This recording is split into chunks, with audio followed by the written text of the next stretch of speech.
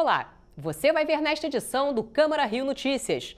Presidente da Câmara Municipal aceita pedido de CPI para apurar se o prefeito Marcelo Crivella ofereceu facilidades durante uma reunião com pastores evangélicos no Palácio da cidade. Mulheres negras e pobres são maioria nas unidades prisionais femininas do Rio. Câmara realiza seminário para discutir a situação da população carcerária feminina. E uma aventura que misturou alegria, fé e encantamento vira exposição na Câmara Municipal. São as fotos do jornalista Hélio Araújo, que completou os 820 quilômetros do caminho francês de Santiago de Compostela.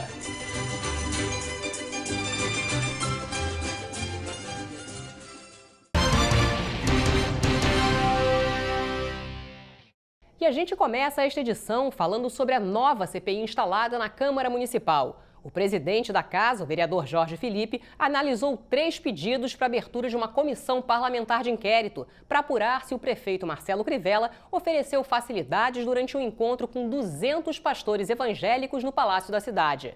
Jorge Felipe aceitou apenas um pedido. Veja na reportagem de Simone Braga. Os 3 pedidos de CPIs foram protocolados após o recesso parlamentar. E na primeira sessão plenária, realizada na quarta-feira passada, os vereadores solicitaram uma posição do presidente da Câmara sobre a abertura da CPI para investigar a reunião do prefeito Marcelo Crivella com 250 pastores no Palácio da cidade. Dos 3 pedidos de CPIs, um da base governista foi atendido pelo presidente da casa e publicado no Diário Oficial. Os vereadores Paulo Pinheiro e Tereza Berger se manifestaram sobre a decisão. As CPIs não são iguais. A minha CPI, por exemplo, a que eu bolei, pensei, que os meus colegas, outros 16, assinaram, ela discutia especificamente o CISREG. O que aconteceu no CISREG, se a fila foi ultrapassada, eu queria discutir o sistema de regulação da área de saúde que eu trabalho com ela. Da Tereza Berger, uma CPI mais ampla. Falava sobre a questão do IPTU, do que ele falou, da reunião dele lá na igreja, lá no Palácio da Cidade. É outra coisa diferente. A do Manaia, me parece que foi feita com um conjunto das duas coisas, né? Mas ele não usou esse critério, ele usou o critério, como eram iguais, o critério do tempo. Só para você ter uma noção, a chegada, o protocolo ali, o Manaia protocolou às 13h34 e nós às 13h35. Portanto, a escolha foi por 1 minuto. Nós transformamos a CPI numa disputa de Fórmula 1. Se a gente for pensar que nós vamos apostar a corrida, o funcionário do meu gabinete com o funcionário do vereador Paulo Pinheiro, acho bastante ridículo para um parlamento. Então, o presidente me disse o seguinte, que ele ia considerar o escopo do requerimento. Infelizmente, ele não considerou o escopo. Ele não considerou o escopo porque o meu requerimento, ele é muito mais abrangente. Nós vamos entrar com requerimento, nós vamos com recurso junto ao presidente da casa, nós esperamos que ele possa rever a posição dele e, no mínimo, instalar 2 CPIs. O vereador Jorge Manaia, autor do pedido deferido pelo presidente da casa, respondeu às críticas da oposição. As pessoas resolveram primeiro jogar para a plateia. Por quê? Todo mundo sabe que não vale nada, legalmente falando, você chegar e apresentar um pedido de CPI durante o recesso. O protocolo não está aberto. Durante o recesso não se pode protocolar documento, e documento não protocolado é documento não válido. Então fizeram um jogo para a imprensa, conseguiram fizeram noticiário e eu resolvi não noticiar, já que eu ainda estava colhendo assinaturas, eu não tinha as assinaturas necessárias. E aí eu apresentei o requerimento de CPI, só que conhecendo o regimento, eu estava aqui juntamente com o meu assessor, na hora da abertura dos trabalhos, do plenário, às 13h30, protocolado direitinho ali, ponto, na fila. Chegou em segundo lugar, Paulo Pinheiro estava atrás de mim e Tereza Berger logo depois. Eles 2 nem compareceram pessoalmente, mandaram seus assessores. Eu estava lá pessoalmente, eu e meu assessor de plenário. O vereador também explicou como vai funcionar a CPI.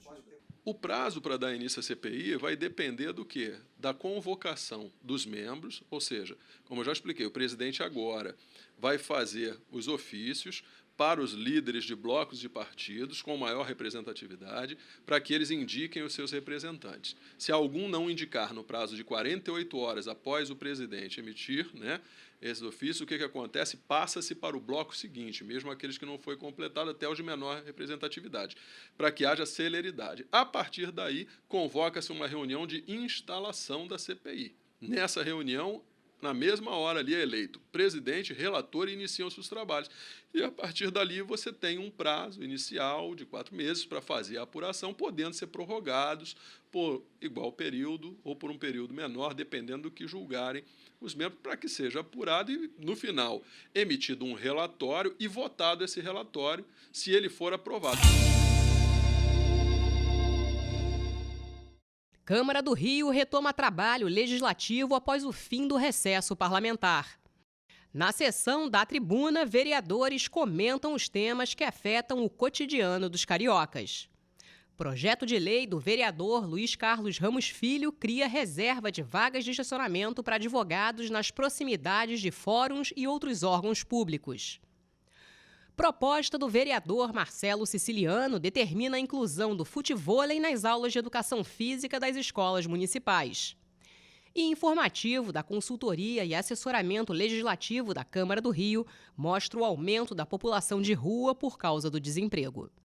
4 das 6 unidades prisionais destinadas a mulheres no Rio de Janeiro apresentam superlotação. Um seminário na Câmara Municipal discutiu a situação da população carcerária feminina, formada na maioria por mulheres negras e pobres. A reportagem é de Luciana Cabizieri.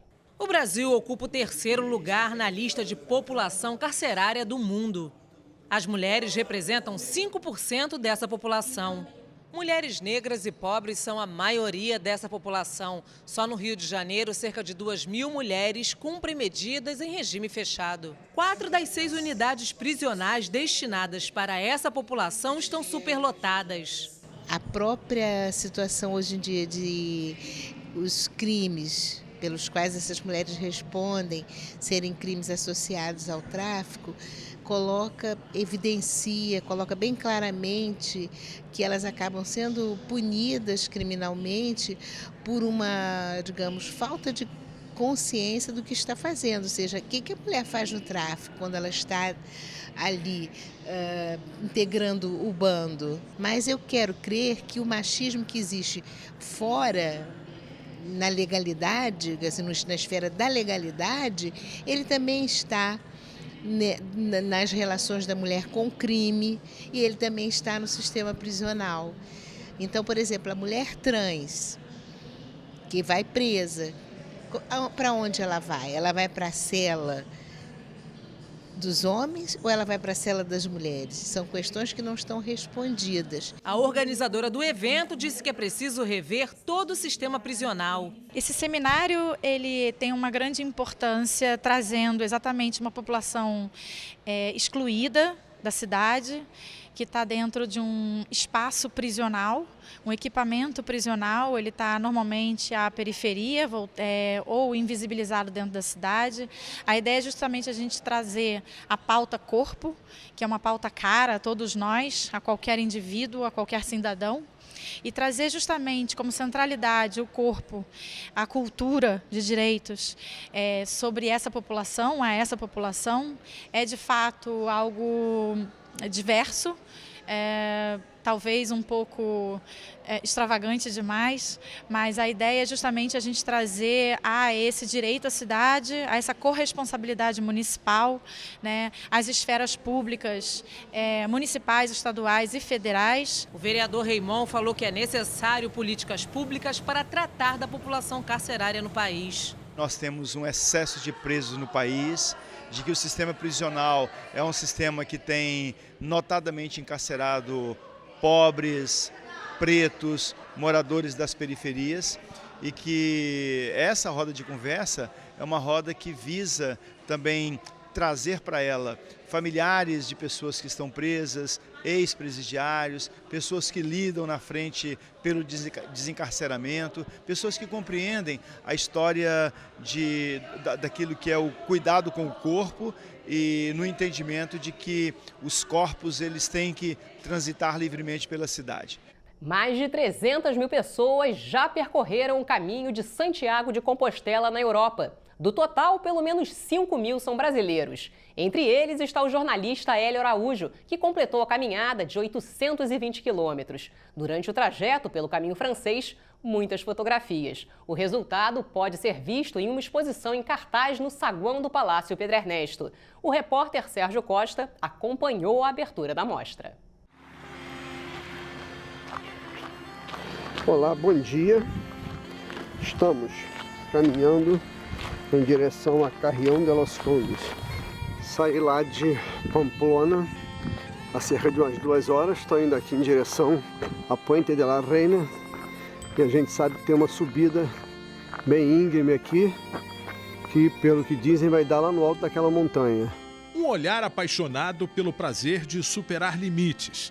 A cada novo ângulo, a emoção de registrar paisagens eternizadas durante uma caminhada de 820 quilômetros. Um desafio que misturou alegria, fé e encantamento. Essa coisa de registrar, eternizar, eu sou jornalista, fotógrafo, adoro. Meu caminho talvez tenha demorado um pouco mais durante o dia, até por conta disso, que eu parava muito tempo para fazer foto. Eu via pequenos detalhes, uma pedra que é um coração, um bichinho andando numa folha, enfim, eu fazia muita foto. Então, é o registro físico, embora para mim o mais importante é o registro que está no coração e na mente. A exposição fotográfica do jornalista Hélio Araújo conta os bastidores do caminho francês de Santiago de Compostela, o mais tradicional. Foi a segunda rota de peregrinação em direção à mística cidade espanhola. Em 2015, ele já havia feito o caminho português. Desta vez, foram 31 dias de caminhada.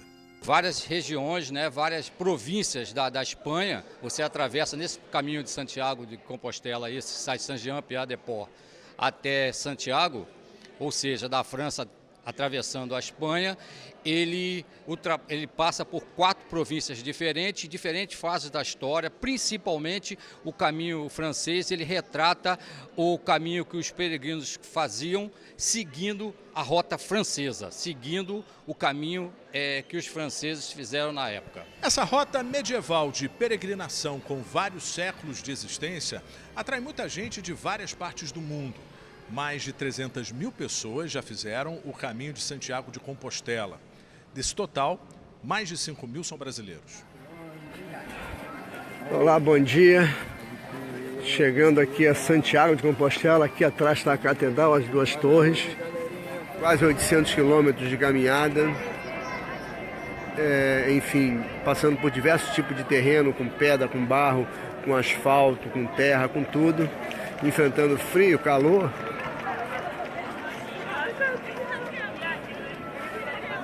Chuva, vento, tudo isso fazia parte do nosso dia a dia de quem estava no caminho.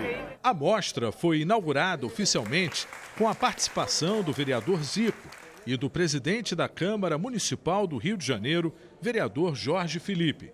Amigos e admiradores prestigiaram a exposição, que reuniu cerca de 90 fotos.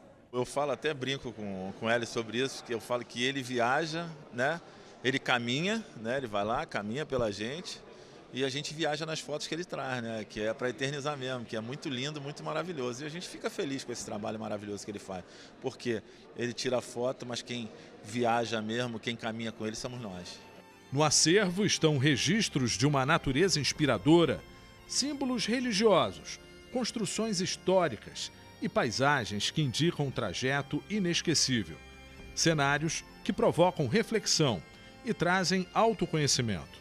Cada vez que eu vejo as fotos, cada vez essa seleção mesmo, que foi difícil de fazer essa seleção, tenho muito mais arquivos, E cada vez que eu olho é uma emoção diferente, enfim. Aí você pensa em algumas coisas que aconteceram ao longo do caminho e fica um pensamento de que, poxa, como estava gostoso lá, apesar do sacrifício de você andar. Eu caminhei de 8 quilômetros num dia, 38 no outro. Então, às vezes você chega com dor no corpo, chega cansado, mas a satisfação é muito grande, é muito boa. Quem se apaixonar por uma das fotos tem a chance de levar para casa. Basta vencer um sorteio no dia 24 deste mês, data final para o visitante conferir a exposição.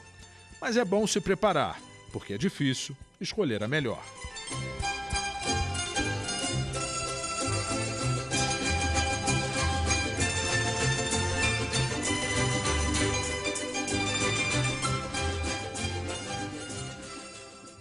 A exposição Caminho Francês de Santiago de Compostela, 820 quilômetros de alegria, fé e encantamento, pode ser vista no saguão do Palácio Pedro Ernesto, na Cinelândia, até o dia 24 de agosto. A entrada é franca. E o Câmara Rio Notícias fica por aqui. Até amanhã.